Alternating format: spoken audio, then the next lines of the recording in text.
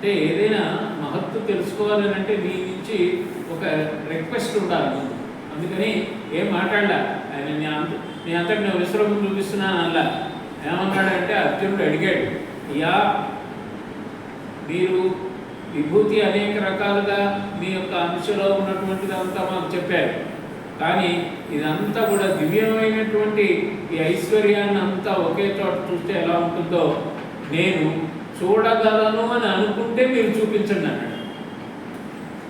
That's how you have to approach for A to a teacher. అది మొదటి శ్లోకంలోనే వస్తుందండి. అర్జున ఉవాచ మదనుగ్రహాయ పరమం గుహ్యమధ్యాత్మ సంగీతం యత్వయోక్తం వచస్తేన మోహోయం విగతో మమ. అర్జున ఉవాచ, అర్జునుడు అడుగుతున్నాడు, చెప్తున్నాడు. ఉవాచ అంటే చెప్పడం, అడగడం. ఏమని అడుగుతున్నాడు? మదనుగ్రహాయ, నా మీద అనుగ్రహంతో, పరమం గుహ్యం, చాలా రాజవిద్య రాజగుహ్యం చెప్పావు కదా, అది ఉత్తమమైనటువంటి గుహ్యమైనటువంటి రహస్యాన్ని, అధ్యాత్మ విద్యని నీవు నాకు చెప్పావు. దానివల్ల నాకు ఏం బెనిఫిట్ జరిగిందో తెలుసా? మోహోయం విగతో మమ, నా మోహం పోయిందని. విగతో లెఫ్ట్, నన్ను వదిలేసింది. మమహ, నాది, నా యొక్క మోహాన్ని నేను నష్టపోయాను. మనం నష్టపోవాల్సింది ఏంటంటే మోహం. మోహం అంటే అజ్ఞానం అని వస్తుంది. అజ్ఞానం ఎందుకు వస్తుంది? అహంకారం వల్ల వస్తుంది. నిరహంకార స్థితికి ఇప్పుడు అర్జునుడు వచ్చాడు. అంటే ఈ 9 చాప్టర్స్ 9 అధ్యాయాలు విన్న తర్వాత అర్జునుడికి భగవద్గీత బాగా వంట పట్టింది అని చెప్పడానికి అర్థం ఏంటంటే ఆయన అడిగినటువంటి, ఆయన చెప్పినటువంటి ఈ శ్లోకమే, మదనుగ్రహాయ పరమం గుహ్యం అధ్యాత్మ సంజితం యత్వయోక్తం వచస్తేన మోహోయం విగతో మమ. నా మోహం వదిలిపోయింది స్వామి అని. దీనికి శంకర స్వామి ఏం చెప్పారంటే, శంకరాచార్య వారు ఆయన భాషలో ఏం చెప్పారనంటే, అసలు భగవద్గీత ఇక్కడితో ఎండ్ అయిపోయింది. అర్జునుడికి ఏదైతే జ్ఞానం చెప్పాలో అది రూఢిగా ఇక్కడ నిరూపింపబడింది. మోహం పోయిందన్నాడు. మరి ఫర్దర్గా ఎందుకు చెప్పినాడు అని అంటే, ఇంకా సాధకులకి అర్థం కావడం కోసం మిగతా అధ్యాయాల్లో దీన్నే ఎక్స్పాండ్ చేస్తాడు. అందుకే మనం మిగతా అధ్యాయాల్లో, ముందు వచ్చేటటువంటి అధ్యాయాల్లో ఈ జ్ఞానము, భక్తి, వైరాగ్యాన్ని ఇంకా విపులీకరించి గుణత్రయ విభాగ యోగము, శ్రద్ధాత్రయ విభాగ యోగము, క్షేత్రజ్ఞ విభాగ యోగము, ఇలాగా విపులీకరించి చెప్తున్నారు అన్నమాట. అంటే the core knowledge is already received by Arjuna and he has come out of the delusion. మోహం నుంచి బయటకు వచ్చేసాడు. మరి మనం ఎంత బయటకు వచ్చాము అనేది మనం కూడా ప్రశ్నించుకొని, రాకపోతే మళ్ళీ సాంఖ్యయోగం నుంచి చదువుకుంటూ పరిణతి చెందాలి అని చెప్తూ ఆయన ఇంకా ఏమన్నాను అంటే, ఎలా అడగాలి అనేటటువంటిది, ఎంత గురువుని ఎట్లా అడగాలి అన్నది చూడాలి. ఇదివరకు మన క్లాస్లో టీచర్ వస్తే అందరూ లేచి నిలబడేవాడు. నిలబడేవాడమా లేదా? నిలబడేవాడు. లేదా ఎవరు నిలబడమని ఏమన్నా రూల్ వేసారా? ఇండియన్ కాన్స్టిట్యూషన్ చెప్పిందా? రాజ్యాంగం ప్రకారం నేను నిలబడక్కర్లేదు అంటాడు అజ్ఞాని. గురువు ఏంటంటే ఉత్తమమైన స్థానంలో ఆయన ఎంతో కృషి చేసి తన విజ్ఞానాన్ని అంతా సరళమైన రీతిలో అన్ని లెవెల్స్ వాళ్ళకి అర్థమయ్యేలాగా చెప్పేటటువంటి గురువు కనుక గురు బ్రహ్మ, గురు విష్ణు, గురుదేవో మహేశ్వర. గురు సాక్షాత్ పరం బ్రహ్మ, తస్మై శ్రీ గురవే నమః. గురువు అలాంటి వాడు. కాబట్టి ఇప్పుడు గురువు స్థానంలో ఉన్నారు కదా, మరి ఆయన అర్జునుడు ఎలాగా అప్రోచ్ అవుతున్నాడు చూడండి 4వ శ్లోకంలో. మన్యసే యది తచ్చక్యం మయా ద్రష్టుమితి ప్రభో యోగేశ్వర తతో మే త్వం దర్శయాత్మానమవ్యయం. 2 మాటలు ఉపయోగించాడు అర్జునుడు శ్రీకృష్ణ పరమాత్మని అడ్రస్ చేసేటప్పుడు. ఒకటి ప్రభో అన్నాడు, 2 యోగేశ్వర అన్నాడు. ప్రభో జగత్ప్రభువి నువ్వు అన్నాడు. మళ్ళీ ఇక్కడ యోగేశ్వర అన్నాడు. యోగేశ్వర అన్న మాట ఇక్కడ వాడుతున్నాడు. అందుకే కృష్ణుడిని ఏమంటారు? యత్ర యోగేశ్వర కృష్ణో. కృష్ణుడు యోగేశ్వరుడు. కాబట్టి ఓ ప్రభో, ఓ యోగేశ్వర, మన్యసే యది తచ్చక్యం. తచ్చక్యం, తత్ శక్యం. అంటే నాకు శక్యమని అనుకుంటే, నాకు సాధ్యమని మీరు తలచినట్లయితే త్వం దర్శయాత్మానం, నీవు నాకు నీ అవ్యయమైనటువంటి స్వరూపాన్ని నాకు చూపించు అని అడుగుతున్నాను.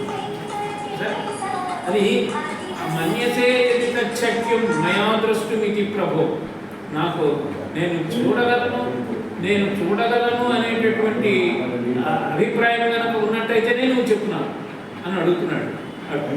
అడిగితే వెంటనే దానికి రిప్లై ఇంకేమంటున్నాడంటే, నేను చూడాలనేటటువంటి ఆశ నాలో ఉంది. ఏమండి,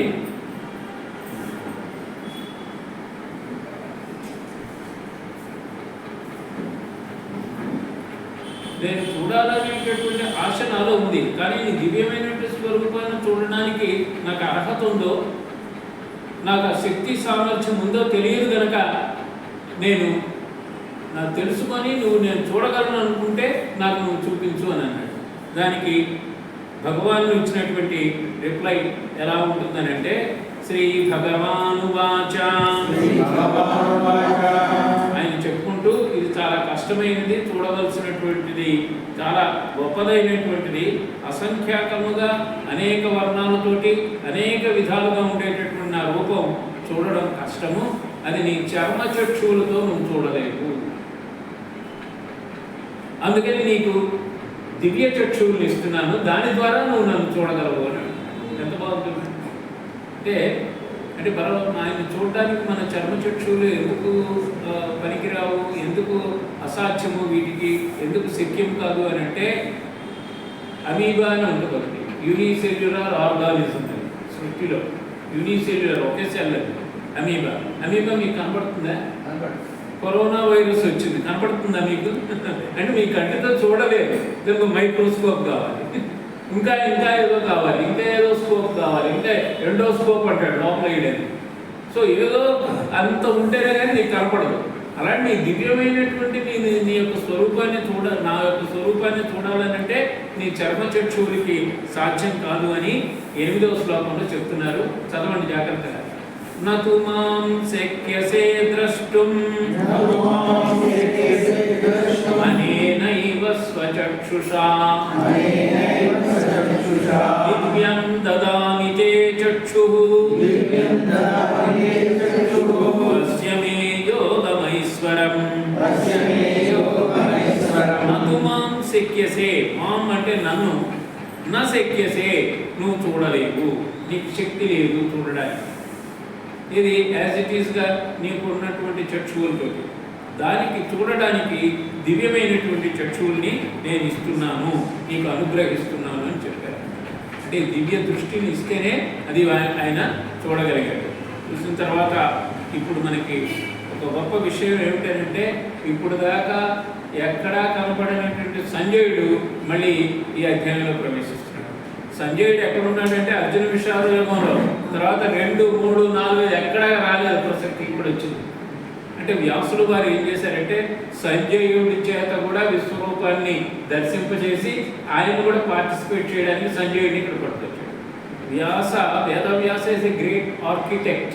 ఒక పుస్తకం రాయాలంటే దానికి ఒక ప్లాన్ దానికి ఉంటుంది కదా, ప్రోగ్రామ్ చేయాలన్నా కంప్యూటర్ చేయాలంటే ఆర్కిటెక్ట్ అంటారు, ఒక బిల్డింగ్ కట్టాలన్నా ఆర్కిటెక్ట్. అలాగే భగవద్గీత అనే ఈ యొక్క గ్రంథాన్ని, మహాభారతం అనేటటువంటి పంచమ వేదాన్ని రచించడానికి కూడా ఆయన ఎంతో నిర్మాణ శైలిని ఉపయోగించాడు. అందుకని సంజయుడు ఎవరు?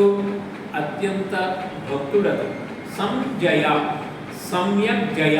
సంజయ అంటే ఏమిటంటే సమ్యక్ జయ, సంజయ అంటే ఇంద్రియముల ఎడ పట్టు కలిగినటువంటి. మనం ఏది పడితే చూసాడు, ఏది పడితే మాట్లాడాడు. ఇప్పుడు అందరూ ఇష్టమైన మాట్లాడేసి అనేక ప్రాబ్లమ్స్తో చిక్కుకుంటున్నారు కదా. మనం ఎవడెవడేం మాట్లాడుతున్నాడో తెలియదు. అంటే నీకు వాక్కు సరస్వతి ఇచ్చింది నీకు, కానీ ఆ వాక్కుని నువ్వు భూషణంగా వాగ్భూషణంగా మార్చుకోవాలి, కానీ ఇది విమర్శలకి గురువు కాయకూడదు. అంటే అది సంజయుడికి ఆ యొక్క న్యాక్ ఉంది. అందుకే వ్యాసులు వారు ఏం చేశారంటే సంజయుడి చేత ధృతరాష్ట్రుడికి చెప్పించారు. ఇప్పుడు సంజయుడు 9వ శ్లోకంలో వస్తున్నాడు. సంజయ ఉవాచ ఏవముక్త్వా తతో రాజన్ మహాయోగేశ్వరో హరిః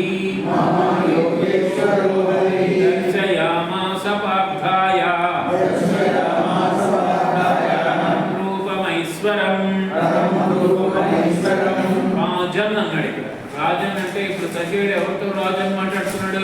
ధృతరాష్ట్రుడితో మాట్లాడుతున్నాడు. కాబట్టి రాజన్ అంటే ఓ ధృతరాష్ట్ర. అప్పుడు ఏం చేసినాడు సంజయుడు? ధృతరాష్ట్రుడి యొక్క మనస్సుని కూడా బేరీ చేసుకుంటున్నాడు. ఎంత చెప్పినా ఇతను మారడు. వ్యాసుల వారు కనీసం నా చేత చెప్పించడానికి కూరుకున్నాడు, ఏమైనా మారుతాడేమో అని. మళ్ళీ ఆయన ఏం చెప్తున్నాడు? రాజన్, ఓ రాజా, ఏవముక్త్వా, గొప్ప యోగేశ్వరుడైనటువంటి హరి, మహాయోగేశ్వరో హరి. ఇందాక అర్జునుడేమో యోగేశ్వరుడు అన్నాడు, ఇప్పుడు సంజయుడు కూడా యోగేశ్వరుడు అన్నాడు. యోగేశ్వరుడు ఎవరు? కృష్ణుడు అన్నమాట. దర్శయామాస పార్థాయ. ఆ మాట అనగానే అర్జునుడు ఆ మాట అనగానే తన యొక్క దివ్యమైనటువంటి స్వరూపాన్ని, పరమం రూపం ఐశ్వరం, భగవంతుడి యొక్క విశ్వరూపాన్ని సందర్శించేటటువంటి ఐశ్వర్యాన్ని ప్రసాదించాడు అని చెప్తున్నాడు. చెప్తూ ఫస్ట్ ఈయన చూసేసాడు కదా, ఈయన అలా చూశాడు. అందుకని ఆ అద్భుతమైనటువంటి శ్లోకాలు 2 మీరు చదువుతారు. ఇప్పుడు ఎలా ఉంది? మీరు విశ్వం విష్ణుర్వషట్కారో భూతభవ్య భవ ప్రభు భూతప్రద్భావో భూతాత్మా భూత భావన తదితర విశ్వరూపం అంతా ఇక్కడ వస్తుందా? ఆ రూపానికి అంతా కూడా మేనిఫెస్టేషన్ అంటారు. అంటే embodiment of all Vishnu Sahasranamam you find it here. ఇక్కడ వస్తుందన్నమాట. చాలా అదృష్టం ఇది. ఏం చెప్తున్నాడో చూడండి. సంజయుడు చెప్తున్నాడు, అనేక వక్త్ర నయనం అనేకాద్భుత దర్శనం అనేక దివ్యాభరణం దివ్యానేకోద్యతాయుధం దివ్యమాల్యాంబరధరం దివ్యగంధానులేపనం సర్వాశ్చర్యమయం దేవం అనంతం విశ్వతోముఖం దివి సూర్య సహస్రస్య భవేద్యుగపదుఃఖితా యది భాస్వదృశీ సా స్యాత్ తస్య మహాత్మనః. పోయేట్ అయిపోయాడు సంజయుడు. ఆ స్వరూపాన్ని చూడగానే ఇదంతా భక్తుడైపోయి అతనిలో ఆ యొక్క వర్ణన అనేటటువంటిది ఎలాగొచ్చిందో చూడండి. ఇది మన మంత్రపుష్పంలో చదివిన, వేదాల్లో మన నారాయణ సూక్తం చదివినా, ఇంకేది చదివినా ఉండేటటువంటి మాటలే ఇక్కడ దొరుకుతున్నాయి అతని పెదాలు. అనేక వక్త్రనయనం, వస్త్రాలు అంటే ముఖాలు, అంత ఎటు చూసినా ఆయన ముఖాలే ఉన్నాయంట. అనేక అద్భుత దర్శనం, అద్భుతంగా ఉందంట దర్శనం. అనేక దివ్యాభరణం, అనేక దివ్యమైనటువంటి ఆభరణాలు. మీరు ఏమి కావాలంటే అక్కడ ఉంది. కౌస్తుభం కావాలంటే కౌస్తుభం ఉంది, ఏ హారాలు కావాలంటే ఆ దివ్యమైనటువంటి మాలలన్నీ కూడా ఉన్నాయి దగ్గర. దివ్యానేకోద్యతాయుధం, ఉద్యత ఆయుధం. దివ్య అనేక ఉద్యత ఆయుధం, అలా విడదీసుకోవాలి. దివ్యమైనటువంటి ఎత్తి పట్టుకున్నటువంటి దివ్యమైన ఆయుధాలు ఉన్నాయంట. కింద పెట్టుకున్నాయి కావు, ఎత్తి పెట్టుకున్నాయి. అంటే భక్తుల్ని రక్షించడానికి, రెడీగా ఉపయోగించడానికి ఆయుధాలన్నీ పట్టుకున్నటువంటి స్వరూపాన్ని నేను చూశాను.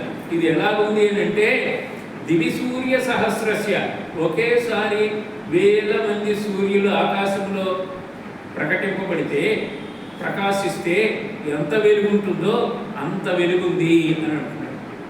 అంటే విరాట్ స్వరూపము ఎంత గొప్పగా ఉందో ఆయన వర్ణించాడు. దీన్ని, ఈ భగవద్గీతని ఓపెన్ హీమర్ అని ఒక nuclear physicist, first atom bomb కనిపెట్టి దాన్ని ప్రయోగించిన వాడు కూడా వాడే, సెకండ్ వరల్డ్ వార్. అతను భగవద్గీత సంస్కృతం తెలుసుకొని భగవద్గీత చదివాడు. చదివి బాంబు ప్రయోగించిన తర్వాత, విస్ఫోటనం అయిన తర్వాత వచ్చినటువంటి వెలుగుని, నిజంగా ఇప్పుడు ఈ వెలుగుని నేను చూస్తున్నానే, ఇది యాక్చువల్గా భగవద్గీతలో 12వ శ్లోకంలో చెప్పినటువంటి 11వ అధ్యాయం 12వ శ్లోకం చెప్పినట్టుగా ఉంది నాకు ఇక్కడ అని అన్నట్టు. మీరు గూగుల్లో సెర్చ్ చేస్తే ఓపెన్ హీమర్ భగవద్గీత అని కొడితే వస్తుంది మీకు ఈ శ్లోకం. అంటే ఒక పాశ్చాత్యుడు, ఒక వెస్టర్నర్, మనవాడు కాదు, ఏషియన్ కాదు, ఇండియన్ కాదు, ఏం కాదు. కానీ వాడు చదువుకొని దీంట్లో ఇంత రహస్యం ఉంది అని తెలుసుకొని అది పక్క వాడు whispering into the ear lobes, ఆ పక్కన ఉన్నటువంటి సైంటిస్ట్ చెప్తుంది ఇది exactly what I found in Bhagavad Gita.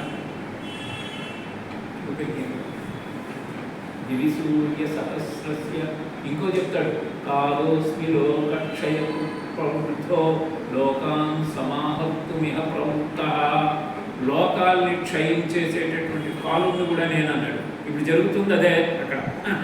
కాలోస్మి కాలస్వరూపంలో అంతరింపజేసేది కూడా ఆయనే. దాంట్లో ఇది అది ఏం తేడా లేదు. పైకి వచ్చింది అనుకోండి, ఇది పవిత్రమా అపవిత్రమా అన్ని డిస్ట్రాయ్ అయిపోతుంది. దాంట్లో ఆ కాలస్వరూపం కూడా నేను. ఎందుకంటే సృష్టి స్థితి లయకారకుడుగా అక్కడ కనపడుతున్నాడు. అది చెప్తున్నారు అనమాట. ఏం చెప్తున్నారు? దివి సూర్య సహస్రస్య భవే జగుపదిత అని సంజయుడిని పక్కన పెట్టాడు. ఆయన నువ్వు చూసేసావు, ఇప్పుడు అర్జునుడు చూసిన విధానాన్ని చెప్పు అని అంటే 15వ శ్లోకం నుంచి ఇంకా అర్జునుల వారు మొదలుపెట్టారు. ఇప్పుడు మొదలుపెట్టారు. ఇది చాలా కీర్తించదగినటువంటి శ్లోకాలు అనమాట. మనం ఇప్పుడు చదువుకోవాల్సినటువంటి శ్లోకాలు. 15వ శ్లోకం అర్జున ఉవాచ పశ్యామి దేవాన్ తవ దేవదేహే. మీలో ఒక ఇన్స్పిరేషన్, ఒక ఆనందం రావాలి చదివేటప్పుడు. ఎందుకు వచ్చింది చదవాల్సి వస్తుందని లేదు. అది మీకు ఆనందం వస్తే మీకు ఎట్లా ఉంటుందనంటే మీకు కంప్లీట్ లోపల ట్రాన్స్ఫర్మేషన్ వచ్చేస్తుంది. అంత గొప్ప అక్షరాన్ని పెట్టాడు. విద్యాప్రకాశానంద స్వామి అంటారు ఈ విశ్వరూప సందర్శన యోగంలో చాలా బీజాక్షరాలు పెట్టేశాడు ఆయన అంటున్నాడు. మీరు చదివేటప్పుడు చాలా ఇన్స్పిరేషన్గా చదవాలి. పశ్యామి దేవాం తవ దేవదేహే సర్వాంస్తథా భూత విశేష సంధాన్ బ్రహ్మాణమీశం కమలాసనస్థం ఋషీంశ్చ సర్వాన్ మురగాంశ్చ దివ్యాన్. స్వామి చూస్తున్నాను, పశ్యామి చూస్తున్నాను నేను, త్వాం నీ శరీరంలో ఏం చూస్తున్నాను? తవ దేవదేహే దేవాన్, అందరు దేవతల్ని, సమస్త దేవతల్ని నీ శరీరంలో చూస్తున్నాను. ఇంకేం చూస్తున్నాను? చరాచర ప్రాణికోట్ల సమూహాలు కూడా చూస్తున్నాను. All species of animals, all species of అంటే స్పీషీస్ అంటే అనేక రకాలైనటువంటి, ఇప్పుడు ఇన్సెక్ట్ ఉందనుకోండి, ఇన్సెక్ట్లో చాలా రకాలు ఉన్నాయి.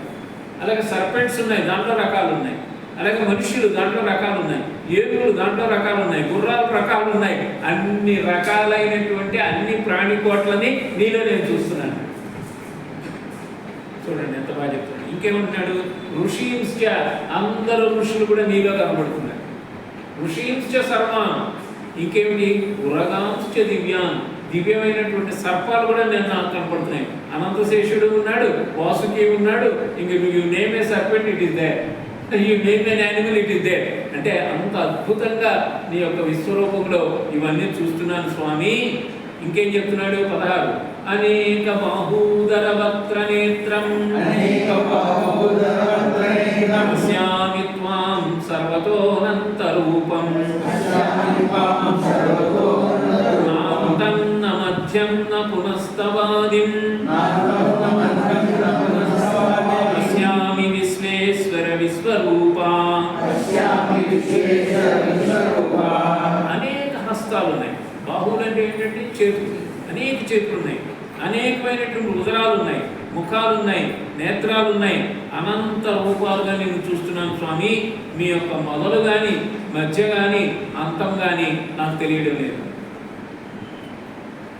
అంటే విశ్వరూపము చక్కగా ఆయన ఇచ్చినటువంటి దృష్టితోటి చూస్తూ అన్నాడు. అంటే అంతము లేదు, ఆది లేదు, మధ్యము లేదు అంటే దాన్ని ఎట్లా చెప్పాలి అంటే స్వామి వివేకానంద అంటారు, ఇది యాక్చువల్గా భగవంతుడి యొక్క సర్వవ్యాపకత్వాన్ని చెప్పేదే విశ్వరూప సందర్శనం. The nature of God is a circle of which the centre is everywhere and the circumference nowhere. The God centre is everywhere, circumference nowhere అన్నాడు. వాళ్ళు తప్పట్లు కొట్టారు. మీరేం చేయొచ్చు ఇప్పుడు? రామన్ గారికి ఇంకా చూడలేదు.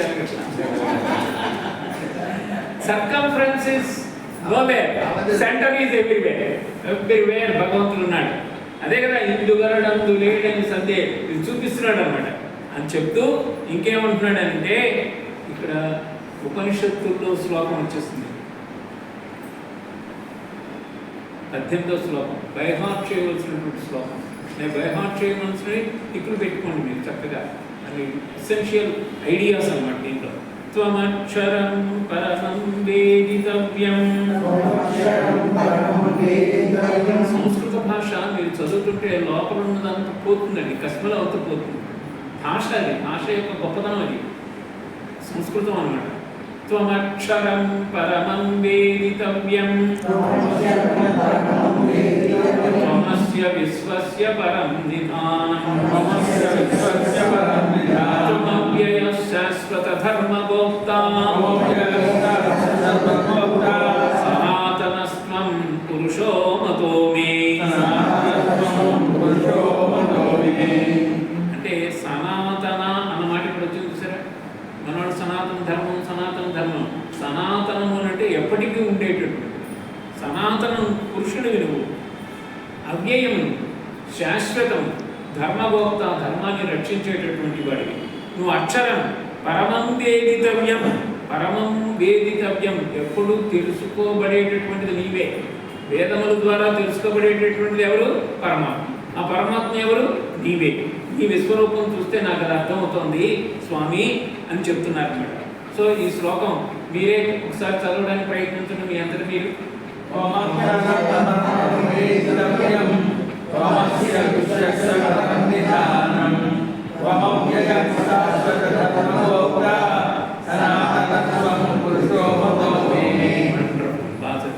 లైన్లో పడుతున్నారు అంటే మీకు శ్రీకృష్ణ పరమాత్మ అనుగ్రహం ఉంది. మీరు చెప్పకపోతే రోజు ఇవాళ మళ్ళీ ఆదివారం దాకా మానేయకుండా రేపు ఒకసారి అయినా ఒకసారి చదువుతున్నాను. టైం ఏముంది, టైం చాలా ఉంది. There is a will there is a way చెప్పారు కదా. రేపు పొద్దున్నే బ్రేక్ఫాస్ట్ చేయండి శుభ్రంగా, పొద్దున్న కూర్చోండి, హాయిగా సోఫాలో కూర్చోండి. అవి ఇవి చూడకుండా ఈనాడు పుస్తకాలు ఇది తీసి అది చదవండి తర్వాత. సో అక్షరం ఎంత బాగుందండి. నెక్స్ట్ శ్లోకం కూడా అంతే ఈక్వల్లీ ఇంపార్టెంట్. అనాది మధ్యంతమనంత వీర్యం అనంతబాహుం శశి సూర్య నేత్రం పశ్యామి త్వాం దీప్తముకాశవక్త్రం స్వతేజసా విశ్వమిదం తపంతం. స్వతేజసా నీ యొక్క తేజస్సులో ఈ విశ్వం అంతా కూడా తప్పింపబడుతోంది. అంత అద్భుతంగా ఉంది, అంత భయంకరంగా ఉంది. ఇంకేం చెప్తున్నారు? అనాది మధ్యంత రహితుడిగా, అమిత పరాక్రమవంతుడుగా, అనేక హస్తాలు కలవాడిగా, వీటన్నిటికి మించి ఒక కన్ను చంద్రుడు, ఒక కన్ను సూర్యుడు అలా కనపడుతున్నారు. ఏమంటున్నాడు? శశి సూర్య నేత్రం అంటున్నాడు. శశి అంటే చంద్రుడు, సూర్యుడు రెండు నేత్రాలుగా కనపడుతున్న అద్భుత దర్శనాన్ని నేను చూస్తున్నాను అని చెప్తూ ఇంకా ఆ విధంగా ఆయన కొనసాగిస్తూ ఇప్పుడు అసలు విషయానికి వస్తున్నాడు 26వ శ్లోకంలో. అనీచత్వాం ధృతరాష్ట్రస్య పుత్రాః సర్వే సహైవావనిపాల సంఘైః భీష్మో ద్రోణః సూతపుత్రః తథాసౌ సహస్మదీయైః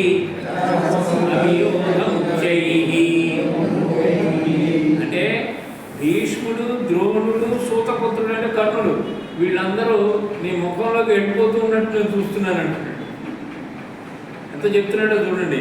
నీకు ఏం చెప్తున్నాడు? ద్రోణుడు, భీష్ముడు వీళ్ళు జీవించి ఉన్నారు అక్కడ, ఇంకా అవ్వలేదు, యుద్ధం కాలే, కానీ వాళ్ళందరూ ఈయన ముఖంలోకి వెళ్ళిపోతున్నట్టుగా నేను చూస్తున్నాను అని. అంటే ఏమిటి? ప్రజెంట్ టెన్స్లో ఫ్యూచర్ టెన్స్ చూపిస్తున్నాడు కృష్ణ పరమాత్మ. అర్థమవుతుందా? వర్తమాన కాలంలో భవిష్యత్ కాలాన్ని చూపిస్తున్నాడు. ఎందుకంటే త్రికాలాతీతుడికి నా సీక్రెట్ పెట్టుకోవాలి మనం. అలాంటి కాలాతీతుడిని, త్రిగుణరహితుడిని మనం ప్రపన్నం, మనం ఎప్పుడు కూడా ఆయనకి ప్రపన్న భావం కలిగి ఉండాలి అనేటటువంటిది ఈ శ్లోకంలో మనకి తెలుస్తోంది. వాళ్ళు ఏం చేస్తున్నారు?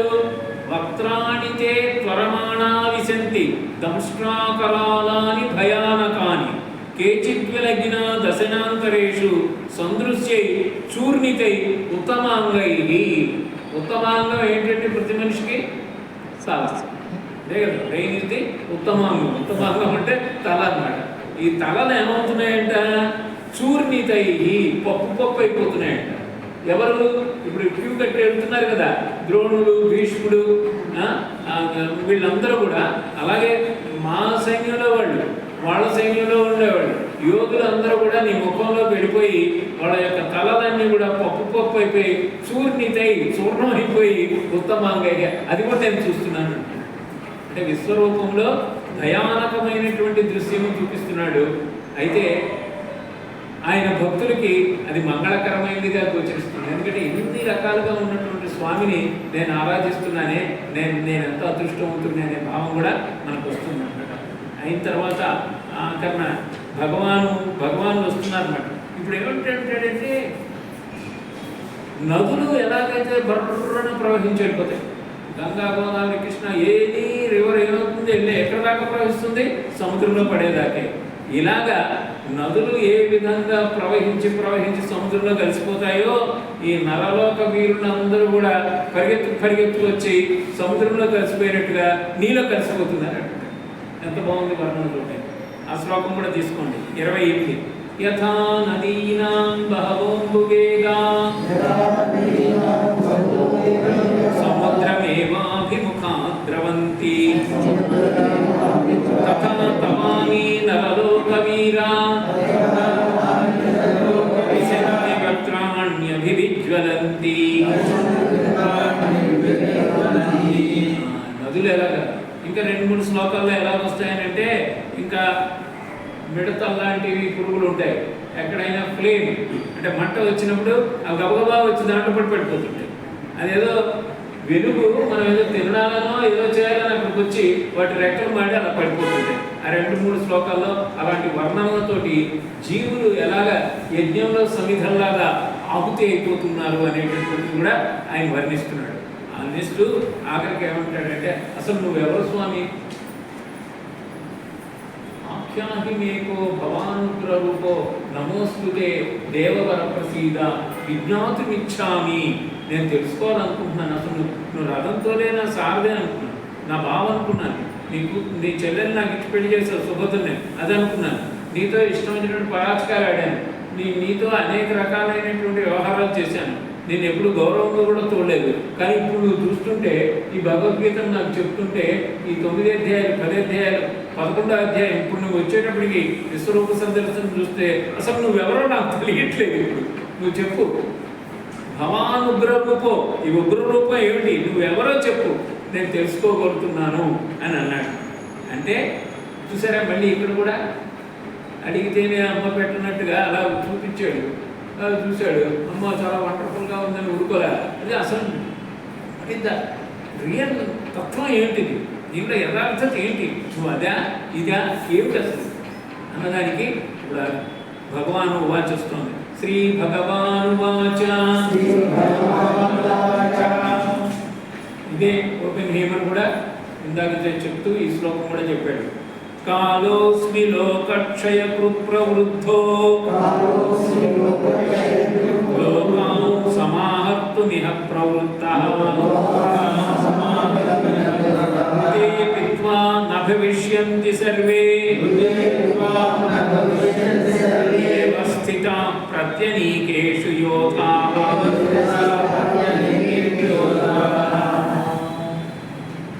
వృతేపిత్వా అంటే నీవు వృతేపిత్వా, నీవు యుద్ధం చేయకపోయినా కూడా న భవిష్యంతి ప్రత్యనీకేషు యోధాః, ఈ యోధులు బ్రతికి బట్ట కట్టు, నీ యుద్ధం చేయకపోయినా వాడు చచ్చేది ఖాయమని చెప్తున్నాడు.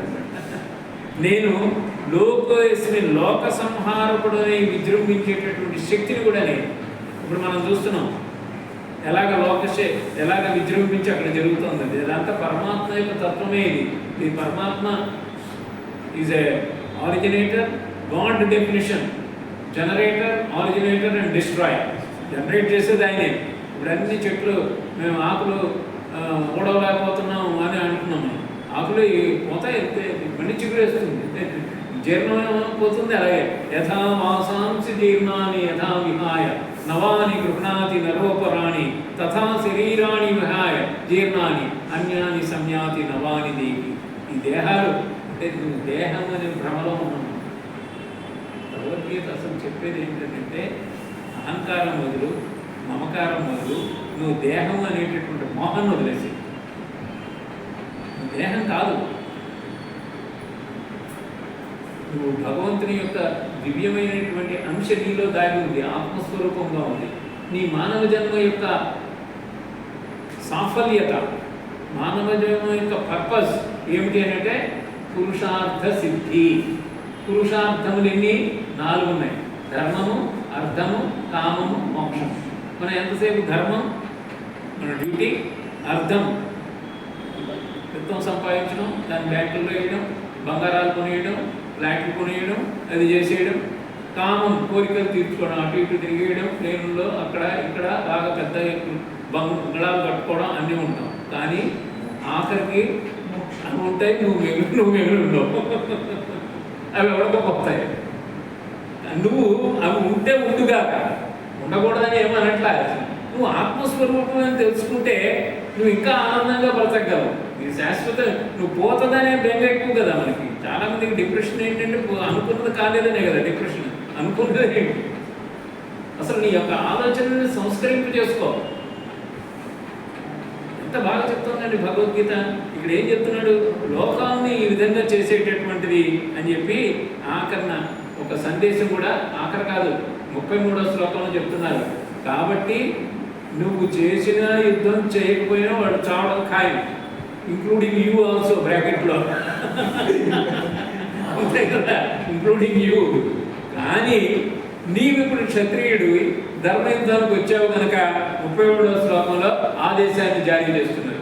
తస్మాత్ముత్తిష్ఠ యశో లభస్వ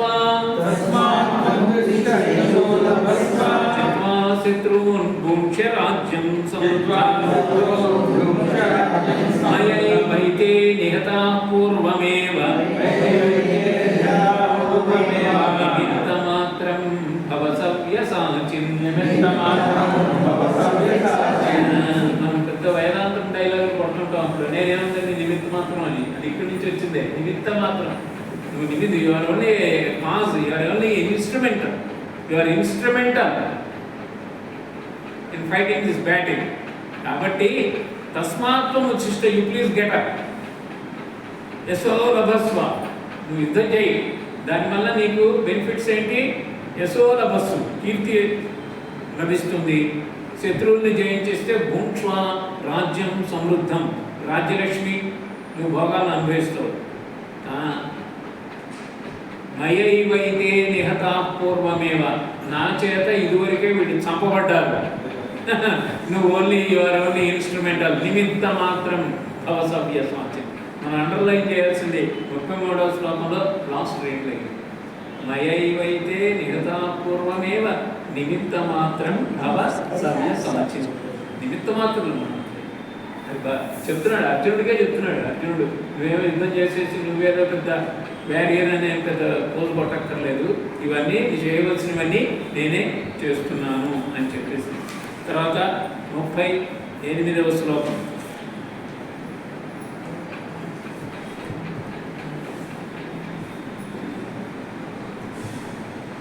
అర్జునుడు ఈ శ్లోకం చెప్పాను కదా, దీంట్లో కొన్ని బీజాక్షరాలు ఉన్నాయి అనేటటువంటి శ్లోకాల్లో ఇది ఒకటి అనమాట.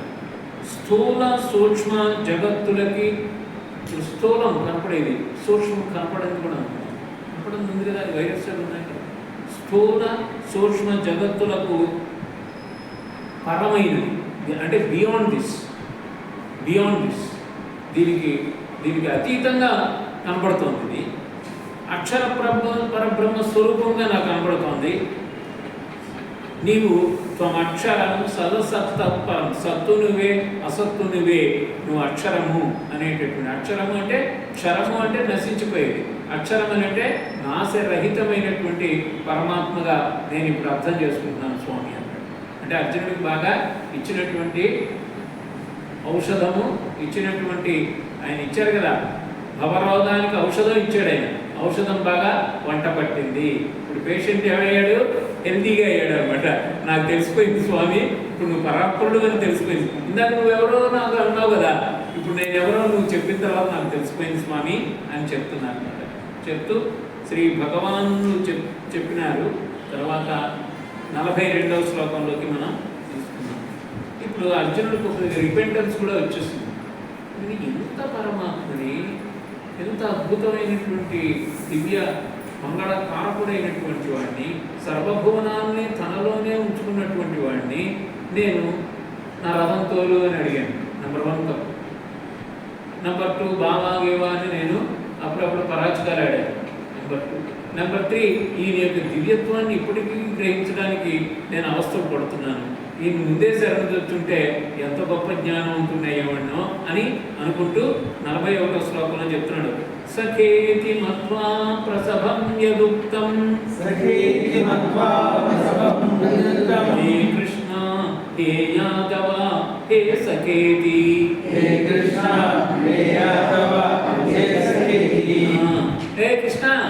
హే యాదవుడా గొల్లడా, ఓ మా బాబుంది బావా, ఏ సఖ, ఓ మై ఫ్రెండ్ అని ఇలా నేను పిలిచాను నేను. కానీ అజానత మహిమానం తవేదం,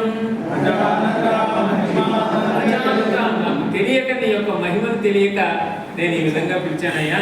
మయా ప్రమాదాత్ ప్రణయేన వాపి, ఈ విధమైనటువంటి తప్పులు చేశాను కనుక అవి మనసులో పెట్టుకోకుండా నన్ను అనుగ్రహించని చెప్తున్నాడు. మనం ఎవరైనా పెద్ద ఆయన నేను మాట అన్నాను అనుకోండి, ఆయన గొప్పతనం తెలిసింది అనుకోండి, ఆయనకి అపాలజీ చెప్పాలని చెప్తుంది అనమాట.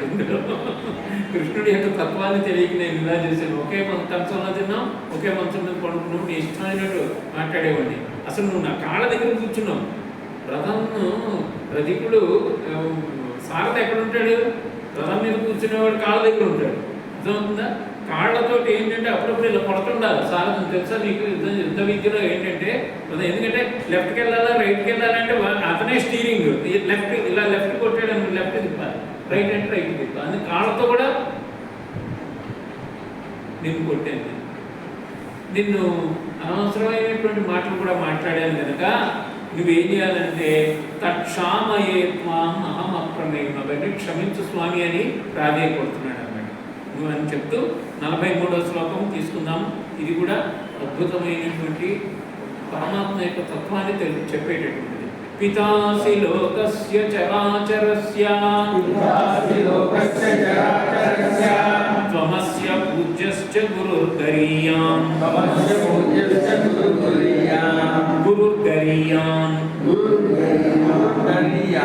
గరీయాన్ అంటే గొప్పవాడు అని గరిమగలివాడు గరియాన్. గురువు గరియాన్, గురువుల్లో ఉత్తముడివి నువ్వు. పితాసి లోకస్య చరాచరస్య, ఈ చరాచర ప్రపంచానికి ఈ లోకాలకు అన్నిటికీ కూడా నువ్వు తండ్రివి. ఇంకేం చెప్పు, నీతో సమానమైనటువంటి వాడు, నీకు మించినటువంటి వాడు ఎవరో లేరు. లోకత్రయేభ్య, 3 లోకాల్లో ఎవరు లేరు, అన్ని లోకాల్లోనూ లేరు. అప్రతిమ ప్రభావ అంటే ఏమిటి? నువ్వు గొప్ప ప్రతిభ కలిగినటువంటి వాడివి స్వామి, నీకు నమస్కరిస్తున్నాను అని చెప్తూ, ఇంకా దీనికి ఈ పరమాత్మ యొక్క తత్వం భీష్ముడికి కూడా తెలుసు. భీష్ముడికి కృష్ణుడు పరమాత్మను తెలుసు, ఎప్పుడో తెలుసు. అందుకని భీష్ముడు ఏమయ్యాడు? అపశైని నుండి ఆఖరికి కృష్ణుడు పట్టుకొస్తాడు ధర్మరాజుని. పోతున్నాడు మీ తాత, ధర్మాలు అవి నేర్చుకో, ఆయన చాలా పుణ్యాత్ముడు ఆయన అంటే అప్పుడు విష్ణు సహస్రనామం చెప్పాడు కదా ఆయనకి. విష్ణు సహస్రనామం చెప్పాడు, భీష్ముడే చెప్పాడు. అయితే భీష్ముడు ఒక శ్లోకం, ఒక పద్యం చెప్తాడు. కుప్పించి ఎగసిన కుండలంబుల కాంతి గగన భాగం వెల్ల కప్పికొనగా ఉరికిన ఓర్వక ముదరములోనున్న జగముల వేగున జగతి కదల చక్రంబు చేపట్టి చందెంచురైమున పైనున్న పచ్చని పటముజార నమ్మితి నాలావు నగుబాటు చేయుమని క్రీడి మరల దిగువ కరికి లంఘించు సింహంబు కరణి మెరసి నేడు భీష్ముజంపు నిన్ను తాకు విడువు అర్జునయనుచు మద్వి శిఖ వృష్టి తెరలి చనుదెంచు దేవదేవుండు దిక్కు నాకు. ఏ మాటలు వాడాడు? మద్వి శిఖ వృష్టి, ఒక అగ్నిలాగా నా మీదకి వస్తున్నాడు అంటే పరమాత్మ ఇప్పుడు ఏదో విశ్వరూప సందర్శన యోగంలో అర్జునుడికి ఏ యొక్క ప్రకాశవంతమైన చూశాడో భీష్ముడిని ఆ ప్రకాశ స్వరూపంలో వస్తున్నాడు. ఇంకేమన్నాడు? కుండలంగుల కాంతి జగన భావం వల్ల కప్పికొనక ఉరికేటప్పటికి ఉదరంలో ఉన్న జగములు బ్రహ్మాండాలన్నీ ఆయన కడుపులో ఉన్నాయి. అవన్నీ ఒకసారి కమ్ము తిన్నాయంట. ఉదరంగులో ఉన్న జగములు రేపున జగతి కథల షేక్ అయిందన్నమాట. అంటే ఏంటి? భీష్ముడు విశ్వరూపము పరమాత్మ యొక్క విశ్వరూపాన్ని కనిపెట్టినటువంటి వాడు ముందు ఎవరనంటే విష్ణు. అందుకే విష్ణు సహస్రనామం ఆయన చెప్పగలిగాడు. అది చెప్తున్నారు ఇక్కడ. ఇంకేం చెప్తున్నారనంటే ఇప్పుడు అర్జునుడు అన్నాడు, అయ్యా నేను ఇంక చూడలేను, చాలా టెరిఫిక్గా ఉంది. ఎంత అందరూ కూడా స్థానే ఋషికేశ తప్పకీర్చ జగత్ ప్రసృత్య నిరుజ్యతే చ రక్షాంసి గీతాని దిశోద్రవంతి సర్వే నమస్యంతి చ సిద్ధ సంఘా. భగవంతుడి యొక్క స్వరూపం చూసేటప్పుడు సిద్ధులు, మునులు, దేవతలు చేతులు జోడించి అపూర్వమైనటువంటి దృశ్యమని వాళ్ళు దండాలు పెడుతున్నారంట. రాక్షసులు భయపడి అటు ఇటు కారిపోతున్నారంట. అది ఆ శ్లోకం యొక్క అర్థం. స్థానే ఋషికేశ తప్రకీర్త్య జగత్ ప్రహృష్యత్య అనురజ్యతే రక్షాంసి భీతాని. రాక్షసులందరూ భయపడి పారిపోతున్నారు. దిశోద్రవంతి, అన్ని దిక్కులకి చల్లాచల్లరైపోతున్నారు. కానీ నిన్ను నమ్ముకున్న వాళ్ళు చేతులు జోడించి నీకు నమస్కరిస్తున్నారు. మనం ఆ కేటగిరీలో ఉండాలా, ఈ కేటగిరీలో ఉండాలా? ఏ కేటగిరీలో ఉండాలి? సారిపోయే కేటగిరీలో ఉండాలా? అంటే భక్తుడు అనమాట. రాక్షసులు ఎప్పుడు కూడా భగవద్గీత అంటే భగవత్ సంబంధమైనటువంటి ఆలోచనలకు దూరంగా ఉంటుంటారు. భగవంతుడు లేడు, ఇదంతా భాష్, ఇదంతా మిత్, మైథాలజీ, ఇదంతా నమ్మకూడదు అని అనుకుంటాడు. ఏంటంటే వాడికి ఏం తెలియదు. దీనిలో ఉండేటటువంటి పవర్ ఎవరికి తెలుసు అంటే ఋషులకు తెలుసు. ఋషులు తెలుసు కనుకే నేను లాస్ట్ టైం శ్లోకంలో చెప్పాను, వేదాహనేతం పురుషం మహంతం ఆదిత్యవర్ణం తమసత్పరస్తా తమేవ విదితం అతిమృత్యుమేతి నాణ్య పంథా విద్యతే అయనాయ. శృణ్వంతు విశ్వే, ప్రపంచంలో ఉండే ప్రజలంతా వినండి, ఆ దివ్యమైనటువంటి స్వరూపాన్ని నా యొక్క ధ్యానంలో నా సాధన ద్వారా నేను తెలుసుకున్నాను. అది మీకు కూడా possible. It is possible for you also. నా ఈ మార్గం తప్ప వేరే గత్యంతరం లేదు అని చెప్తున్నాడు ఒక ఋషి, శ్వేతాస్త్ర ఋషి. అంత ఉపనిషత్తులు చదివి, పురాణాలు చదివి అవన్నీ అయ్యేటప్పటికి మనకు టైం కాదు. Simple concise way of understanding the omnipotent God is only భగవద్. అర్థమవుతుందా? అందుకే దీన్ని ఏమన్నారు? ఫుట్ నోట్స్లో ఆఖరిలో ఇది శ్రీమద్ భగవద్గీతాసు ఉపనిషత్సు బ్రహ్మ విద్యాయాం. ఈ విద్య ఏంటండి? బ్రహ్మ విద్య. ఇది ఏ శాస్త్రం అండి? యోగ శాస్త్రం. బ్రహ్మ విద్యాయాం యోగ శాస్త్రే. ఇది యోగ శాస్త్రం అని చెప్పి పెద్ద సీరియస్గా ఏం లేదు. శ్రీకృష్ణార్జున సంవాదం ఎప్పుడో చెప్పిన సంవాదం. ఇక్కడ సరస్వతి గ్రంథాలయంలో ఇప్పుడు వచ్చింది కదా 20 కరెక్ట్గా 10 ఏళ్ల క్రితం, అంటే 20 తీసుకొస్తే 16లో ఇదే ఫిబ్రవరి నెలలో 2016వ సంవత్సరంలో ఇక్కడ ప్రవీణ్ ఉన్నాడా? ప్రవీణ్ తీసుకొస్తే ఇవి తీసుకుని ఎండాకాలం ఇక్కడ చెప్పుకున్నాం. మళ్ళీ 10 ఏళ్ల తర్వాత మళ్ళీ ఇక్కడ వచ్చింది. అంటే భగవంతుడు తన యొక్క ఐశ్వర్యాన్ని తెలుసుకోవడానికి అనేక అవకాశాలు ఇస్తుంటాడు. మేమంతా నిమిత్త మాత్రం. మేము వచ్చి చేస్తాం, ఊరికే అడిగాను ఆయన్ని 99 మా దగ్గర చెప్పండి. అంటే ఎవరో ఇక్కడ ఒకళ్ళు దానికి దక్కేటటువంటి అంటే యోగ్యతను బట్టే ఉంటుంది. యోగ్యతను ఎవరికో శ్రీకృష్ణ భక్తుడు ఎవరో మీలో అజ్ఞాతంగా ఉంటుంటాడు. నన్ను ఇక్కడికి లాక్కొచ్చారు. ఈ గొప్ప నాలెడ్జ్ ఇది. చదువుతుంటే మీకు వేరే సమస్యలు ఏమి లేవండి. సమస్యలు మనం క్రియేట్ చేసుకుంటే వాడంటే నాకు పడదు, వీడంటే నాకు పడదు, అది నీకు పడిందా? అసలు నీలో కూడా అహంకారం, నీలో పెద్ద గర్వం. మదము. శమము లేదు, దమము లేదు, మదము. కామం, క్రోధం, లోభం, మోహం, మదము, మాత్సర్యం, అసూయ చూడగానే. అందుకే అర్జునుడు ఇక్కడ ఏం చెప్తున్నాడు ఆయన? అనసూయవే అన్నాడు. అసూయ లేనివాడా? అసూయ లేని వాడికే జ్ఞానం వస్తుంది. సో అంటే శమాది షట్క సంపత్తి. అవి మనం శమము, దమము, నియమము, ప్రాణాయామం, ప్రత్యాహారం ఇలాగ మనం చెప్పి ట్రై చేయాలి. నెమ్మదిగా చేసుకుంటూ ఉంటే జంతువునా నరజన్మ దుర్లభం అన్నారు. నరజన్మ దొరకడం చాలా కష్టం. దాంట్లో పొద్దున్న ఒక ఆయన మాట్లాడుతుంటే అన్నాడు, అసలు నేను భారతీయుడు నేను ఎందుకు గర్విస్తున్నాను సార్ అన్నాడు. శభాష్. ఏ దేశంలో ఈ జ్ఞానం లేదండి. అందులో మళ్ళీ భారతీయుడై పుట్టుండి మళ్ళీ ఆస్తికుడు అవడం, భగవంతుడు ఉన్నాడు అనే నమ్మకం కలిగి ఉండడం గొప్ప నీకు బెనిఫిట్ కదండి. ఎంత శక్తి! నాకు ఎవ్వరూ లేరు, పాండవులకి ఎవరున్నారు? ఎవ్వరూ లేరు. కానీ కృష్ణుని పట్టుకుంటే అన్నీ వచ్చేసాయి. సున్నాలు ఎన్నున్నా ఒకటి ముందు పెడితే అంతా విలువే.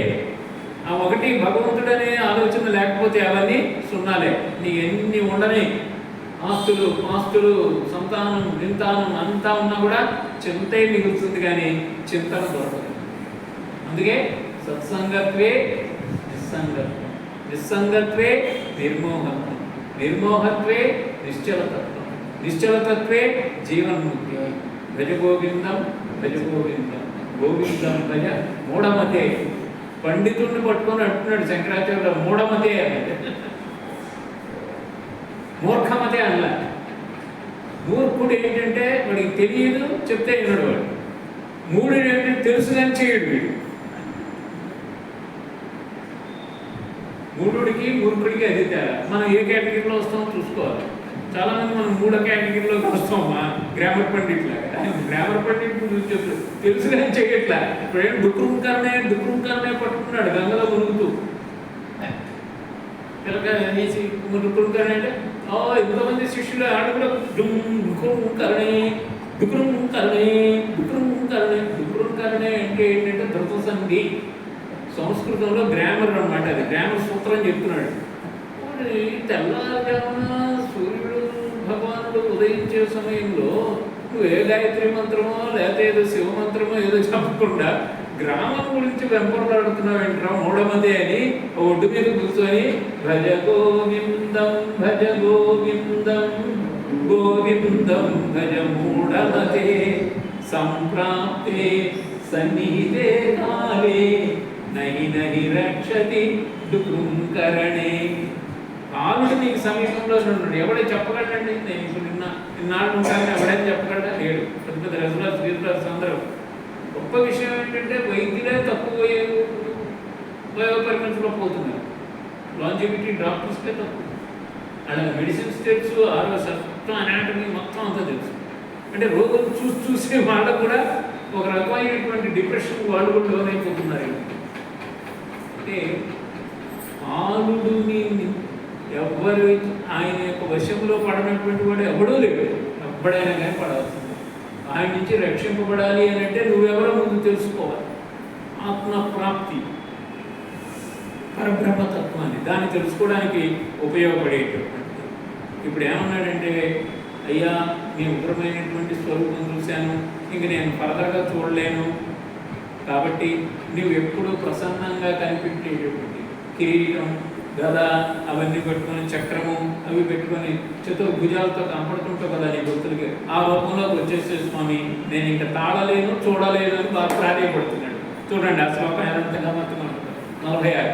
కిరీటినం గదినం చక్రహస్తం ఇచ్ఛామి త్వాం ద్రష్టుమహం తథైవ తేనైవ రూపేణ చతుర్భుజేన సహస్రబాహో భవ విశ్వమూర్తే. విశ్వమూర్తే అనేసాడు చూసారా? విశ్వరూప సందర్శన యోగం చూశాడు కనుక విశ్వమూర్తే అన్నాడు. విశ్వమూర్తే అంటే ఏంటి? విశ్వం అంతా రూపముగా కలిగినటువంటి వాడు, సమస్త ప్రపంచము తన స్వరూపముగా కలిగినటువంటి వాడు. నేను ఇంక చూడలేకపోతున్నాను, జగద్రూప మునుపటి వలె కిరీటము గద చక్రము ధరించినటువంటి నీ యొక్క చతుర్భుజ రూపాన్నే నేను చూడదలుచుకున్నాను. కాబట్టి ఆ రూపాన్ని ఉపసంహరించి ఈ రూపంలోకి రా అని మళ్ళీ దండం పెట్టు. అంటే ఏంటి? విశ్వరూపం చూడాలన్నా దాన్ని తట్టుకోలేము మనం. అందుకని నాకు ప్రసన్న రూపంలో నువ్వు కనపడు. ప్రసన్నం ప్రసన్నం అని అంటే శ్రీ భగవానువాచ మయా ప్రసన్నేన తవార్జునేనం రూపం పరం దర్శితమాత్మయోగాత్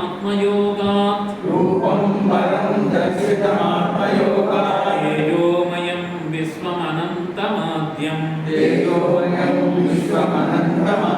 యన్మే త్వదన్యేన న దృష్టపూర్వం.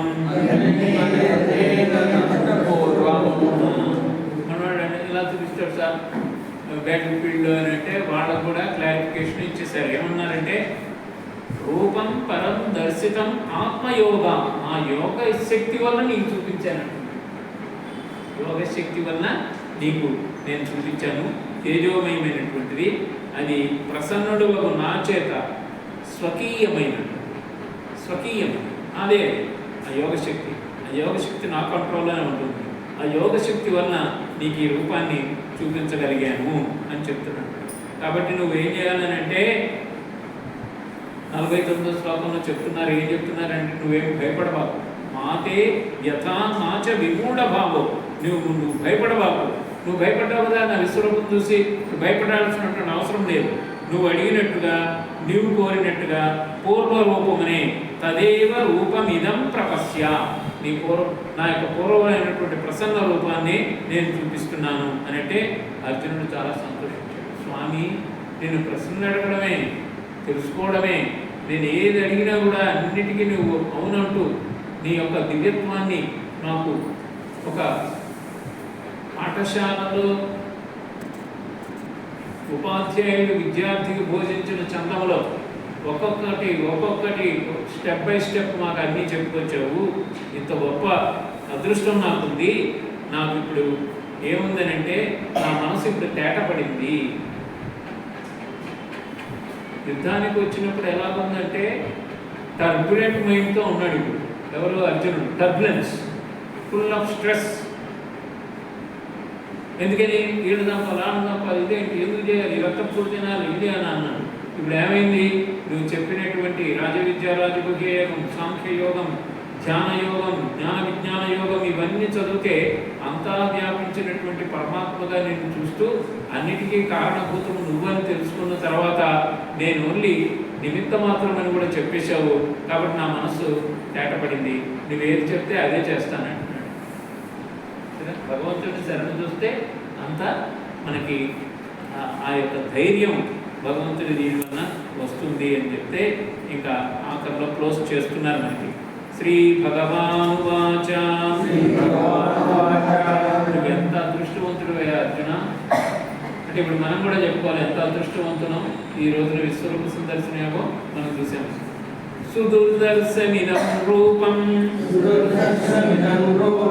దృష్టవానసి యన్మమ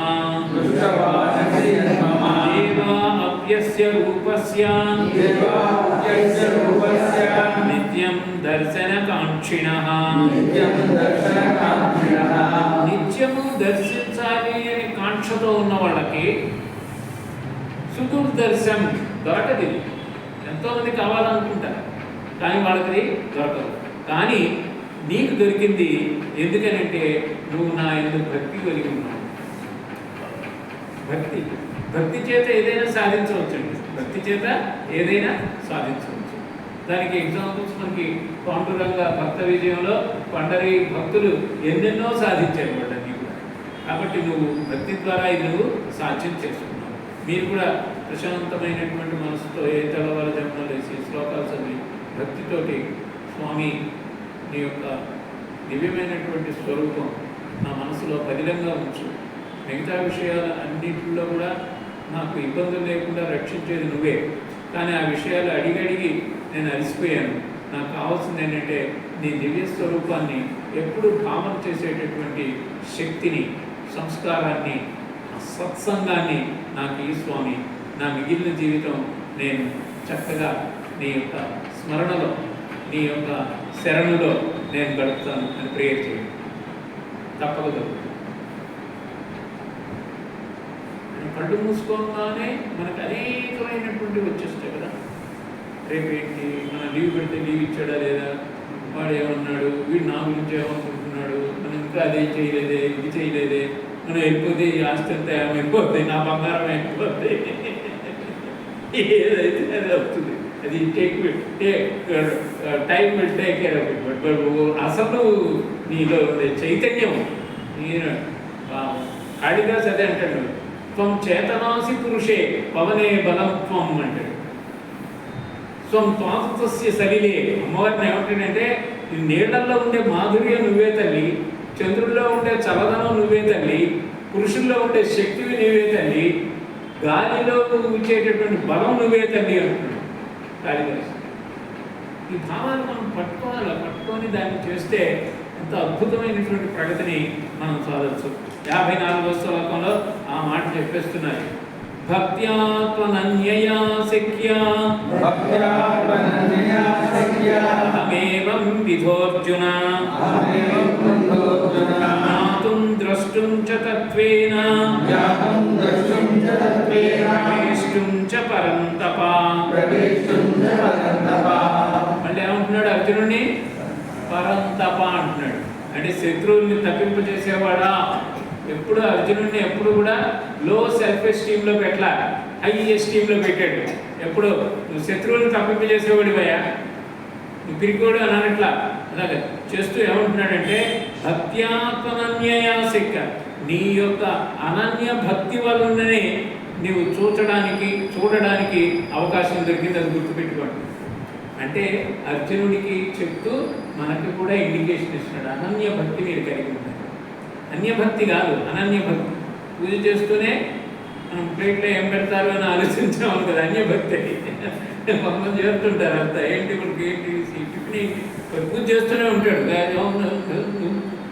ఇడ్లీ సాంబారా కూడా ఏం పెడుతుంది, ఉప్మా పడుతుందా అంటే ఏంటి అన్యభక్తి కాదు, అనన్యభక్తి. ఇదే ఇప్పుడు ఏది ఇస్తావో అదే అనన్య భక్తి ఉండడం వల్ల నువ్వు చూడగలిగావు అని చెప్తూ, ఇంక 55వ శ్లోకము గీతలోనే మకుటాయమానమైనటువంటి శ్లోకం ఉండే 55.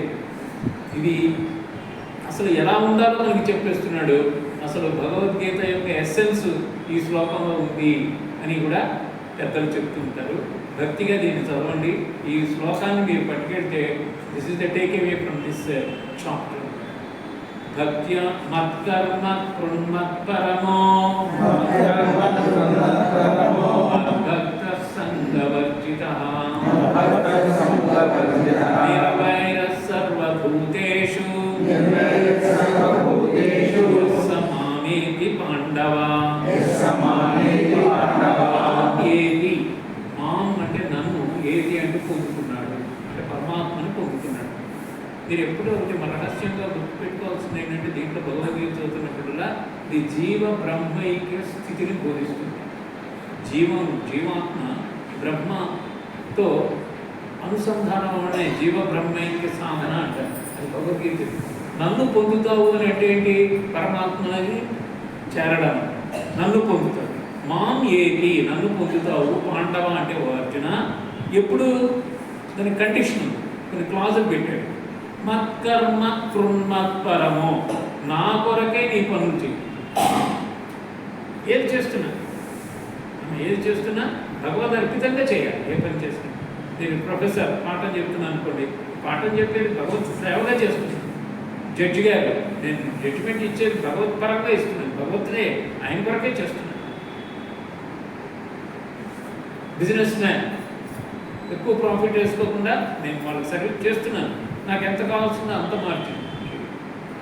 మత్కర్మ కృన్మత్పరమో, నా కోసమే పనులు చెయ్యి. ఇంకేమంటున్నాడు అంటే, నా కోసమే పనులు చెయ్యి. ఇంకేం చెప్తున్నాడు? మత్పరమో, నా ఎంత తత్పరత కలిగి ఉంది. తత్పరత. కొద్దిగా సమయం దొరికిందంటే భగవంతుని గుర్తు చేసుకో. అసలు నువ్వు ఉచ్ఛ్వాస నిశ్వాసం చేస్తుంటే భగవంతుడు కరుణ ఉండబట్టని మనం చేస్తున్నాం, గుర్తుపెట్టుకోవాలి. బతికున్నా అంటే బతికున్న నీ ప్రాణశక్తి ఎవరిస్తున్నాడు? భగవంతుడే ఇస్తున్నాడు. కొద్ది టైం దొరికితే ఆయన గుర్తు చేసుకో. మత్కర్మ కృన్మత్పరమో మద్భక్త, నా భక్తుడివికా, సంగవర్జిత, డిటాచ్ యువర్ సెల్ఫ్ అంటే డిస్పాషనేట్గా ఉండమంటున్నాడు. అన్నీ మనం పట్టేసుకుంటాం కదా, అది కాదు. నిజంగా దేశ సేవ చేయాలంటే నువ్వు ఏదైనా చేయొచ్చు. దేశ సేవ దానికి ఎన్నుకోబడక్కర్లా, ఏమక్కర్లా. అది ఎన్నుకోబడే చేయడు, నేను చేస్తానని చేయడు. అలాగే కాదు, నువ్వు ఏ పని చేసినా నా కోసం చేయి, నా ఎందుకు తత్పరత కలిగి ఉండు. తర్వాత ఏమిటి? నా ఎందుకు భక్తి కలిగి ఉండు. సంగవర్జిత, ఎంతవరకు ఉండాలో అంతవరకు. ఇది దాంట్లో మాటలో యుక్త ఆహార విహారస్య యుక్త చేష్టస్య కర్మసు యుక్త స్వప్నావబోధస్య యోగో భవతి దుఃఖ. యోగిలాగా జీవించు, రోగిలాగా జీవించు, భవరోగిలాగా జీవించు, యోగిలాగా జీవించు. నిర్వైర, ఎవరితో కూడా వైరం పెట్టుకోకండి. నిర్వైర సర్వభూతేషు, అందరూ నేను ఎవరితో వైరం పెట్టుకోను సార్, ఎవరితో పెట్టుకుంటారు? మా కాలనీ వాళ్ళతో వైరం పెట్టుకోను సార్ అంటే పక్క కాలనీ వాళ్ళతో వైరం పెట్టుకుంటాడు. అలా కాదు, నిర్వైర సర్వభూతేషు. నా పార్టీ వాడు, నా క్యాస్టోడు కాదు, నిర్వైర సర్వభూతేషు, అందరి వైరం లేకుండా ఉండేటటువంటి వాడు. యస్స మామేతి, అలాంటి వాడు సహా మా ఇది నన్ను పొందుతాడు. ఎంత బాగా హ్యూమన్ డెవలప్మెంట్కి పనికొచ్చే శ్లోకం కదండి. యుఎన్ఓ వాళ్ళు దీన్ని పబ్లిష్ చేయాలి, యుఎన్ఓ బిల్డింగ్ మీద రాయాలి. ఎప్పటితో వైరం పెట్టుకో. ఇప్పుడు వైరాలే కదా అంత ఎవడు చెప్పింది నాది. ఎంత బాగుంది ఈ శ్లోకం. 55వ శ్లోకం మీరు ఒకసారి నేను చెప్తాను, మీరు 2 సార్లు రిపీట్ చేయాల్సి ఉంటుంది. రెడీయా? మత్కర్మ కృన్మత్పరమో మద్భక్త సంగవర్జితః నిర్వైర సర్వభూతేషు యస్స మామేతి పాండవ. నన్ను పొందుతాడు వాడు, అంతే, నో క్వశ్చన్ అని చెప్తున్నాడు. మళ్ళీ ఒకసారి చదవండి.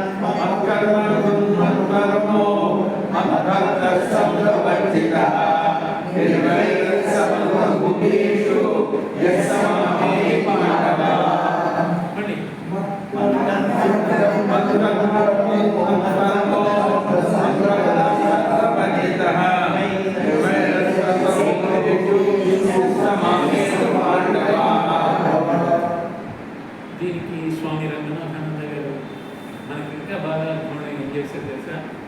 నా కర్మలను చేయము అని కర్మయోగం చెప్పాడు. కర్మయోగం నా ఎందు తత్పరుడువై ఉండన్నాడు, అది జ్ఞానయోగం ఉందన్నాడు. అది ఇంకేమన్నాడు? నా ఎందు భక్తి కలిగి ఉండమన్నాడు, భక్తి యోగం. అంటే కర్మయోగం, ధ్యానయోగం, భక్తి యోగం అన్ని మూడులు ముప్పేట ఉన్నటువంటి అద్భుతమైనటువంటి శ్లోకం. కర్మ ఉంది, భక్తి ఉంది, ధ్యాన యోగం కూడా అద్భుతమైనటువంటి శ్లోకం. మళ్ళీ ఒకసారి చదవండి.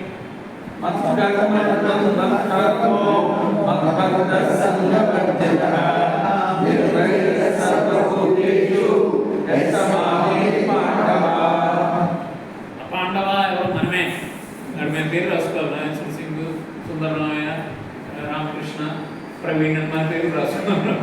ప్రవీణు ఇది మత్కర్మ మత్పరమో మద్భక్త సంగవర్జిత నిర్వైర సర్వభూతేషు యః సమ ఇది పాండవ. అంత అద్భుతంగా ఉంది. అంటే విశ్వరూప సందర్శన యోగం అంతా చూపించి మనలాంటి వాళ్ళు బాగుపడడం కోసం 55వ శ్లోకంలో మన యొక్క ట్రాన్స్ఫార్మేషన్ ఎట్లాగా తెచ్చుకోవాలి అనేటటువంటి మనకి ప్రసాదించినటువంటి వాసుదేవునికి మనం నమస్కరిస్తూ హరే రామ హరే రామ హరే రామ హరే రామ రామ రామ హరే హరే రామ రామ హరే హరే హరే కృష్ణ హరే కృష్ణ హరే కృష్ణ హరే కృష్ణ కృష్ణ కృష్ణ హరే హరే కృష్ణ కృష్ణ హరే హరే. ఏం చెప్పండి? హరే రామ హరే రామ రామ రామ హరే హరే హరే కృష్ణ హరే కృష్ణ కృష్ణ కృష్ణ హరే